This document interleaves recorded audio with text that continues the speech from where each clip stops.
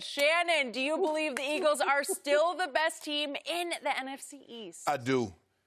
It's just hard for me to put the Cowboys on a pedestal just yet because they played such poor teams. And so it's hard for me to evaluate. I think this week they play the Saints, Skip, I think next Sunday. Correct. We'll have Sunday night. Yep. Oh, you put that emphasis on night. Yep.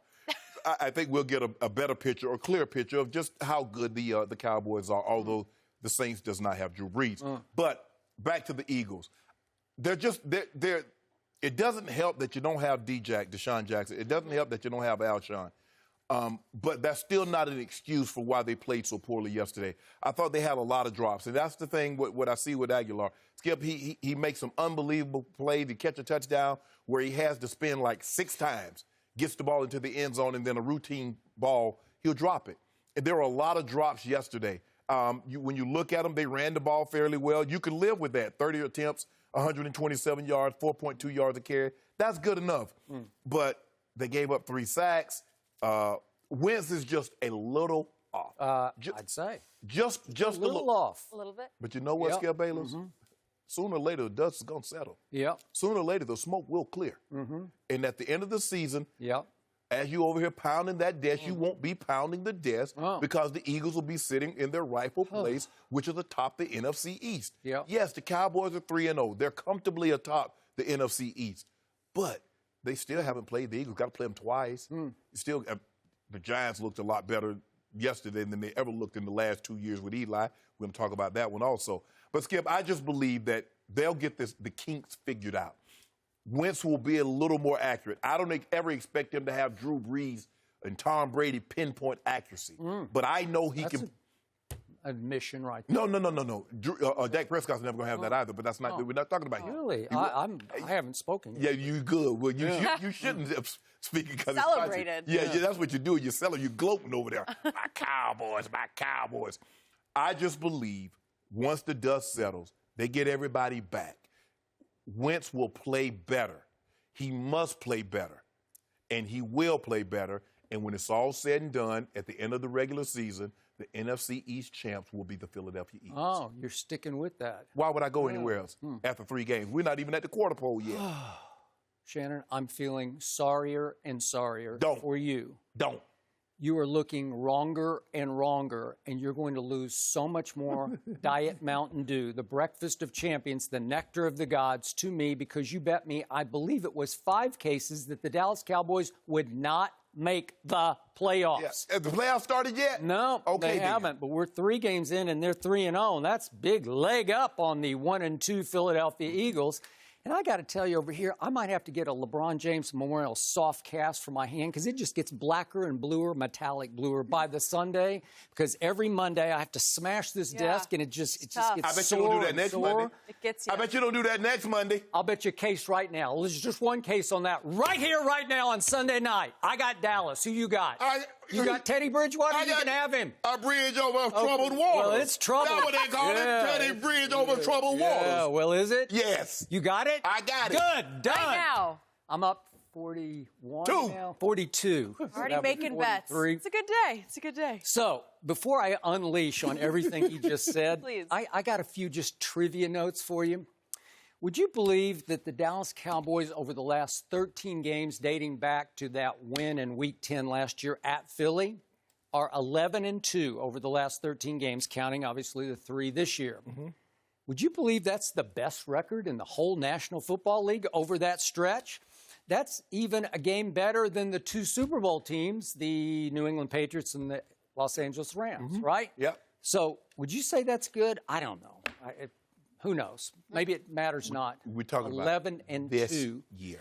It's the same quarterback on the same arc, the same Hall of Fame trajectory. It's still Dak Prescott. Would you know who leads the NFL in QBR after 3 games? I don't know, just a trivia I don't know note. half of that performance yesterday. It's Dak Prescott. He leads.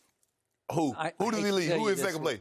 He's at a 94 because he had a good QBR yesterday. He had an 84 yesterday. Was it better than you-know-who's? No, but you-know-who, Mahomes is now at 91 for the 3 games, and Tom Brady, you-know-who, is at 88. So it goes 94, 91, 88 with Dak Prescott at the top after 3 games. And Would you believe that over the first 3 games this year, just a little trivia note, apropos of nothing, would you believe over the first 3 games, my quarterback who can't throw, who's way overrated and about to be, historically overpaid, would you believe in the second halves of those 3 games, he's now 29 of 32? Is that accurate? Help me out. 29 of 32. That's 91% completion rate, which over the second halves of the first 3 games leads the National Football League, as does his average yards per attempt of 14 yards per attempt over the first 3 games. In the second halves, 14 yards, that leads the National Football League. So would you believe that yesterday, after my Dallas Cowboys all-time stunk up the first half, would you believe after my Cowboys were in danger of actually losing to the Miami Dolphins? Man, there was no in danger. Stop that. They should have trailed at halftime. They got lucky because there was a fumble inside the 5. There was a missed field goal. There was an onside kick that they recovered that they dubiously got called offside on. Yeah. I don't know. It all added up to barely leading 10-6 that they shouldn't have led. They got completely outplayed in every way, shape, or form in the first half. My quarterback came out in the third quarter and said, "No more. I'm taking this game over. Here we go." And he goes 9 for 9, did Dak Prescott in the third quarter for 137 yards, which included a 19-yard touchdown strike to his man, Amari Cooper, and an 8-yard. We could see it if you want to see it. No, I don't want to see it, but I know you got it and you can. Look at this. I knew you had it. I knew you had it. Boom! Woo! And guess who he beat once again? That's Xavier Howard. Is he not a top 5 cornerback? Is he not maybe a top 3 cornerback? No. Boom! On the button. Well, he's already at a disadvantage because he's playing outside leverage in the safety bit. Well, and by the way, Amari... Where's the safety? Amari, for once, went in motion. We didn't motion at all last year under Scott Linehan. Now people move before snap. Makes it a little harder. Xavier travels, so he had to travel across the formation, and he couldn't quite get his feet set, and boom, he got him inside because he'd gotten him outside at the goal line in the first half. He beat him twice, just took him to the cleaners twice. Skip. Xavier Howard. He can play, trust me. Okay, before you go any further, Skip, we're talking about the Dolphins, a team that scored 0 points the week before, a team that scored 0 points in the second half yesterday, and a team that only scored 7 points. So if you talk about scoring or lack thereof, we're talking about a team that's averaging 4 points a game, which if they continue this pace would be the worst in their history since they allowed the forward pass. And that's what you're bragging about. Well, on defense, they do have that guy I just mentioned, Xavier Howard. They have Eric Rowe, Bill Belichick's favorite corner. Remember, he started in the Super Bowl. Did he not start him in the Super Bowl? I don't care what they did with him. Okay. You talk. How about Batamosi, who was a Patriot 2 years ago and was in that run to the Super Bowl in that stretch? He's on that defense. They've got some football players. Yes, they got some pro football players on that team. They got 53 of them, and everybody on the roster is a pro. But stop trying to hype them up like they're the 70 Steelers. You know they're not, Skip. You need to stop this. Devontae Parker, do you like him? He's a first-round pick. Gesicki, the tight end from Penn State. You know him, don't you? No, I don't. No. Oh, well, you should. He was a second-round pick. He was one of the top-rated tight ends. It's easy for Dak to throw the ball like he did because Jenny mentioned it. Both guys went over 200 yards. So he should have been perfect. Oh, wait. I'm glad you brought that up. Was I not the first to mark it on Tony Pollard? I told you after one exhibition game, I said, wait a second. He is legit. He can play. You laughed at me. You scoffed at me. No. And Tony Pollard took over the fourth quarter yesterday with 91 yards to get to 103. Think about this. 16-yard run for a touchdown. Capped it off, and it covered the spread. Skip, see what you're doing here. I'm not doing anything. I'm just telling you what my eye test told me. I told you. He can play. What about Zeke? Zeke took the fourth quarter off. He already had $125. Yeah. So the 91 that he would have got, Zeke would have been over 200. Oh, well, wait a second. He looked really good to me. What'd your eyes tell you?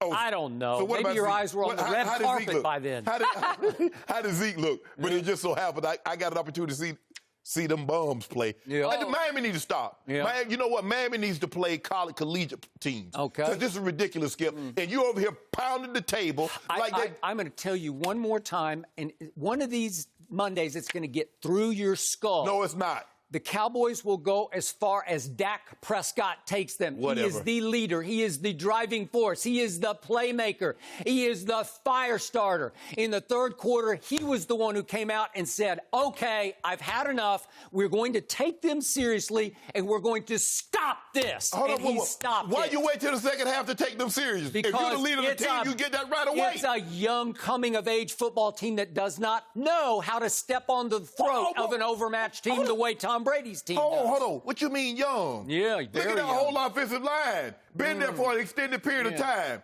Quarterback's in his fourth year. Okay, that ain't young. No. My 1A running back's in his first year. Daniel Jones is young. Yeah. Your guy's a fourth-year guy. That's unacceptable. He's had that C on his jersey, which means captain, for 3 years. So I don't want to hear nothing about him being young. Thank you for watching. You can subscribe here to get the latest from the show, and be sure to check out more of the best clips from Undisputed, or go watch a few other segments from our other shows on FS1.